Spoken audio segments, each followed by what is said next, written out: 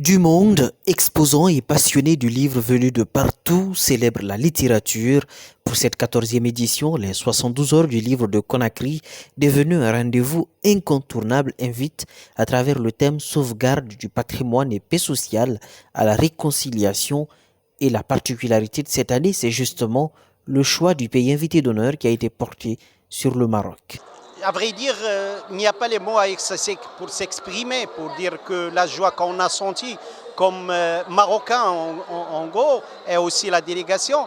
On attendait dès le moment qu'on a reçu cette invitation, on attend toujours le moment où on serait avec vous là, à la Guinée. C'est pour cela que je prends le temps de remercier la Guinée et remercier tous les citoyens guinéens, aussi bien le président de la transaction et tous les ministres qu'on a rencontrés et qui ont chaleureusement nous recueillis. Pour les organisateurs des 72 heures du livre, plusieurs choix forts ont été pris cette année pour non seulement mener une meilleure promotion du livre, mais aussi permettre une bonne cohabitation entre Guinéens. Mais écoutez, particularité de cette année, c'est la thématique d'abord. Sauvegarde du patrimoine et paix sociale. Les jeunes de Guinée ont soif de connaître leur histoire, de parler vraiment, de dialoguer et d'échanger. La cohésion sociale est menacée. Donc on a dit patrimoine, sauvegarde du patrimoine et paix sociale pour que ces deux puissent coexister, pour qu'on puisse vraiment nous rapprocher les uns des autres.